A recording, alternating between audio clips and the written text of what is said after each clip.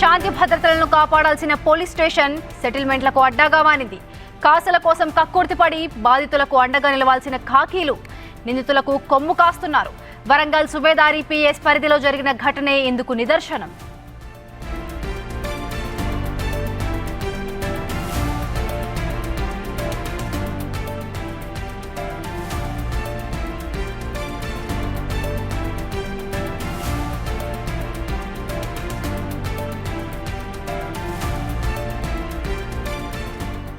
ఓ దుండగుడు ఇంట్లోకి చొరబడి మహిళపై కర్రలతో దాడి చేసి చేయి విరగొడితే డయల్ 100కు ఫోన్ చేసినా పోలీసులు పట్టించుకోలేదు.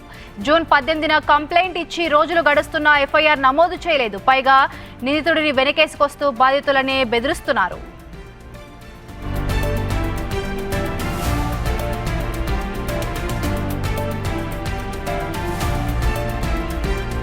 గ్రెనేడ్ వ్యాపార లావాదేవీల గొడవలతో రషీద్ అనే వ్యక్తి మరో ఇద్దరితో కలిసి వికాస్ నగర్లోని సంపత్ రెడ్డిపై దాడి చేశాడు. అడ్డు వచ్చిన ఆయన భార్య ఇందిరా చేతి వేలు విరగొట్టాడు. న్యాయం చేయాల్సిన ఎస్ఐ సతీష్ మాత్రం బాధితులనే బెదిరిస్తున్నాడు. నిందితుడిని తీసుకొని బాధితుల ఇంటికి వెళ్లి మిమ్మల్ని కొట్టినట్లు ఎలాంటి సాక్ష్యాలు లేవు, సెటిల్మెంట్ చేసుకో అంటూ బెదిరింపులకు పాల్పడ్డాడు.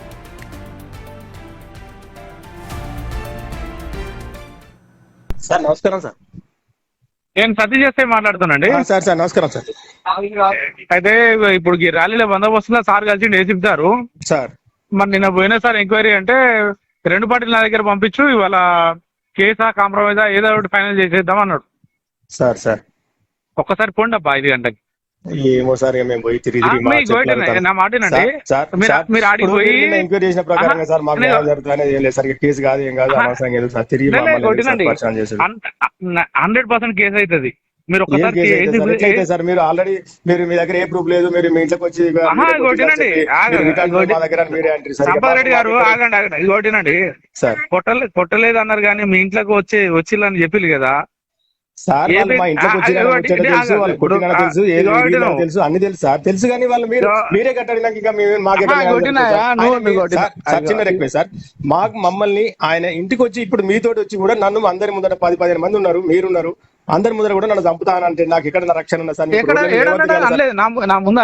ఎందుకంటే సార్ అంటే మీరు ఇంతమంది కూడా మీరు తప్పుపడతారంటే మాకు ఎట్లా న్యాయం జరుగుతుంది సరిగా? మీకు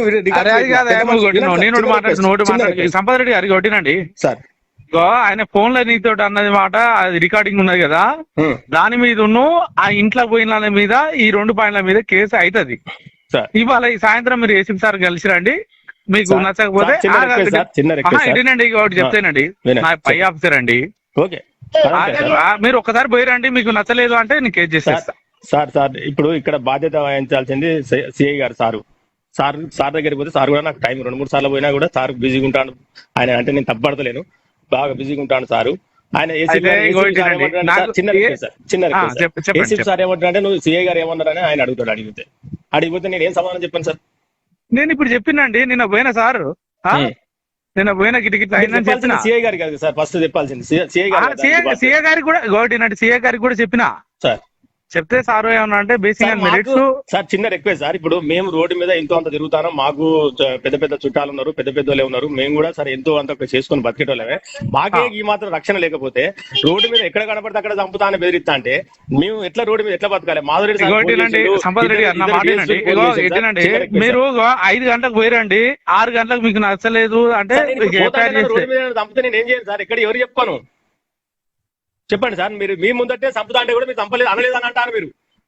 ఇది ఎంత ఎక్కడ న్యాయం సార్? మీరు భుజం మీద చేయొచ్చి నెట్టుకపోయారు మీరు ఆయనను, మళ్ళీ మీరు అనలేదు. చిన్న రిక్వెస్ట్ సార్, చిన్న రిక్వెస్ట్ సార్. నిన్న 3 ఉన్నారు సార్ పోలీస్ డిపార్ట్మెంట్ లో రిటైర్డ్ అయిన వాళ్ళు 3 ఉన్నారు అక్కడ మీరు మీ పక్కన. సార్ నమస్కారం సార్.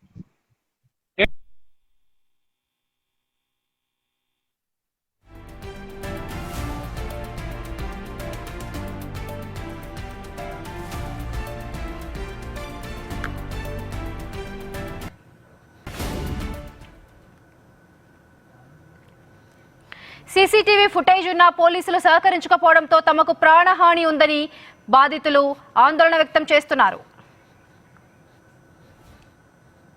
18వ తారీఖు పొద్దున 8:15కి వచ్చారు. వచ్చి ఎందుకు గొడవ అవుతుందని నేను ఇంటి వెనక నుండి ఇంట్లోకి వచ్చారు. కొట్టేదానికి వచ్చారు. కొట్టేదానికి వస్తే నేను అడ్డంటే నన్ను సుధా కొట్టిండ్రు.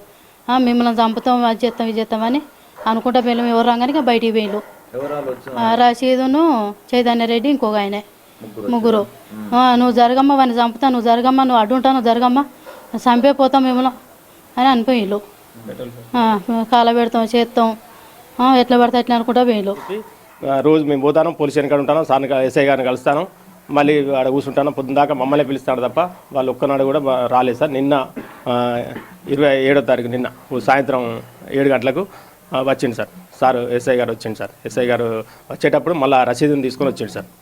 పిటిషన్ ఇచ్చిన ఆయన కూడా తీసుకొని వచ్చింది సార్. వచ్చిన తర్వాత మమ్మల్ని విచారణ చేసింది సార్. ఏం జరిగింది ఏం కదా అంటే ఇవన్నీ చెప్పినాం సార్, స్టోరీ అంతా చెప్పినాం సార్. చెప్పిన తర్వాత లేదు మీరే వాళ్ళని కొట్టిండట వాళ్ళ దగ్గర అన్ని వీడియోలు ఉన్నాయి వాళ్ళు అని చెప్పి ఎస్ఐ గారు అన్నాడు సార్. ఎస్ఐ గారు అంటే మేము ఇద్దరం ఇంట్లో ఉన్నాం, మేము వాళ్ళని ఎట్లా కొడతాం సార్, వాళ్ళే ముగ్గురు మనుషులు వచ్చి మగోళ్ళు వాళ్ళు మరి నడింట్లోకి వచ్చి మమ్మల్ని కొడితే మీరు మమ్మల్ని కొట్టిరని వాళ్ళని కొట్టిరని మీరు అంటారు. మేము వీడియోలు ఎవరు సాక్ష్యం ఎవరో చూపెట్టు, నిన్ను కొట్టినట్టు మీ భార్యను కొట్టినట్టు సాక్ష్యం చూపెట్టంటే నా ఇంట్లోకి ఎవరు ఉంటారు సార్, అంత పొద్దులు ఎవరు ఉంటారు సార్ అని నేను అన్న తర్వాత లేదు అవి అన్ని తప్పు, నువ్వు అన్ని తప్పుడు ఆరోపణ చేస్తావు. మోర్ డీటెయిల్స్ మా రిపోర్టర్ వేణు అందిస్తారు. సో వేణు, అసలు న్యాయం చేయాల్సిన ఒక రెస్పాన్సిబుల్ సిటిజన్ గా ఒక రెస్పాన్సిబుల్ యూనిఫామ్ లో ఉన్న మనిషి సెటిల్మెంట్ కి పిలుస్తున్నారు బాధితులను, అసలు కేసు చేయకుండా. సో పై అధికారులు దీనిపై ఎలా స్పందిస్తున్నారు? ఇప్పుడైతే ఉన్నతాధికారుల దృష్టికి విషయం వెళ్ళింది, దీనిపై పూర్తిస్థాయి విచారణ చేయాలంటూ అధికారులు ఆదేశించారు. ఇక సుబేదారి ఘటన చూస్తే బాధితులకు న్యాయం చేయడం పక్కన పెడితే తిరిగి వాళ్ళనే బెదిరిస్తూ సెటిల్మెంట్ చేసి లక్షల రూపాయలు దోచుకున్నటువంటి పై స్థాయి పోలీసు అధికారుల బండారానికి ఒక ఉదాహరణ చెప్పుకోవచ్చు. 8వ తారీఖున తెల్లవారుదామున భార్యాభర్తలు ఇద్దరిపై దాడి చేశారు. అంతకంటే ముందే నిందితుడు రషీద్ అనే వ్యక్తి ఫోన్ చేసి చంపేస్తా అంటూ బెదిరించాడు. సో ఆ ఆడియో కాల్ రికార్డు ఉంది, వాళ్ళకి ఇంటికి వెళ్ళి కొట్టినటువంటి సీసీ ఫుటేజ్ ఉంది. దాంతో పాటుగా ఆ మహిళ ఇందిరా అనేటువంటి బాధితురాలు చేయనటువంటి డాక్టర్ ప్రిస్క్రిప్షన్లు, ఎక్స్రేలు, ప్రస్తుతం ఆ బాధితురాలకు సంబంధించినటువంటి డీటెయిల్స్ అన్నీ ఉన్నా కూడా ఈ రోజుతో 11 రోజులు, ఈ 18 నాడు ఇన్సిడెంట్ జరిగినా కూడా 11 రోజుల వరకు కూడా ఎంక్వైరీ పేరుతో ఇండోర్ వెళ్ళలేదు. నిన్న సాయంత్రం వెళ్ళినప్పుడు తిరిగి సాక్ష్యాలు పూర్తి స్థాయిలో ఉన్నాయా, నిందితుడు కొట్టిన వ్యక్తి మిమ్మల్ని కొట్టలేదు ఇంటికి మాత్రమే వచ్చానని చెప్తున్నారంటే తిరిగి వాళ్ళనే బెదిరించి సెటిల్మెంట్ లోకి లాగే ప్రయత్నంలో పోలీసులు. అయితే సతీష్ గతంలో పనిచేసిన చోట్ల కూడా కొంత మంచి పేరే ఉందని చెప్తున్నారు. కానీ ఏసీపీ స్థాయి అధికారి తను ప్రెజర్ చేస్తున్నాడు, మిమ్మల్ని కలవాలంటున్నాడు, రాజీకి రమ్మంటున్నాడు అని చెప్పడంతో అది పై స్థాయి అధికారులే ఎస్ఐలను ఇటు మీడియేటర్లుగా వాడుకుంటూ సెటిల్మెంట్ దందాకు తెలియపారనేది ఈ ఘటన ద్వారా స్పష్టమవుతుంది. ఇక ఈ ఘటనలో రషీద్ అనే వ్యక్తి ముగ్గురితో పాటు తను ఇంటికి వెళ్ళాడు, బాధితులు ఇంటికి వెళ్ళాడు, దాడి చేశారు. అందులో చైతన్య రెడ్డి అనేటువంటి పేరు ప్రస్ఫుటంగా వినిపిస్తుంది. కాంగ్రెస్ ఎమ్మెల్యే నాగరాజుకు అత్యంత సన్నిహితమైనటువంటి చైతన్య రెడ్డి ఈ విధంగా సెటిల్మెంట్లకు పాల్పడుతూ పోలీసులను కూడా సెటిల్మెంట్లకు లాగే విధంగా ప్రయత్నాలు చేస్తూ అతను భార్యాభర్తలపై దాడి చేసినట్టు తెలుస్తుంది. ఈ ఘటనకు సంబంధించి అటు హౌస్ ప్రెస్ పాసు, అదేవిధంగా గ్రేవియస్ హత్య చేసినటువంటి సెక్షన్ల కింద కేసులు నమోదు చేసి రిమాండ్ పంపాల్సినటువంటి కేసు ఇది. కానీ ఇప్పటి వరకు ఎఫ్ఐఆర్ నమోదు చేయకుండా మీకు నచ్చితే సెటిల్మెంట్ చేసుకోండి, లేకుంటే మీరు నచ్చలేదంటే కేసు చేస్తామంటూ ఎస్ఐ మాట్లాడిన ఆడియో రికార్డు చూస్తే ఏ స్థాయిలో వరంగల్ కమిషన్ పరిధి లోపల పోలీసులు బాధితులను ఇబ్బందులు పెడుతున్నారో అర్థమవుతుంది. దీనిపై సిపి స్పందించి పూర్తిగా ఎంక్వైరీ చేసి ఇట్లాంటి ఏసీపీ నరసింహరావు లాంటి ఏసీపీలపై చర్యలు తీసుకుంటేనే లా అండ్ ఆర్డర్ కంట్రోల్లో ఉంటుంది. ఇట్లాంటి ఆకతాయిలకు రాజకీయ నాయకుల వెంట ఉండి ప్రజల్ని ఇబ్బందులు పెట్టేటువంటి వాళ్ళకు కూడా గుణపాఠం చెప్పినప్పుడు దీనిపై సిపి ఎట్లా నిర్ణయం తీసుకుంటారు, నివేదికలో ఏం తెలుస్తారని కూడా చూడాలి. Right, thank you Venu.